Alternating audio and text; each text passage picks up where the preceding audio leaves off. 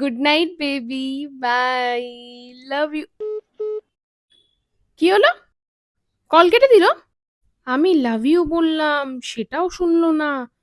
আমাকে love you টুও বললো না। ওর কি কিছু হয়েছে? এরকম তো করে না কখনো। একবার কল করবো ওকে।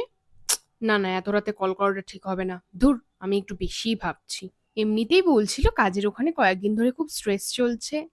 থাক, ঘুমোক। অফিসে কারোর সাথে চক্কর বক্কর চলছে না তোর?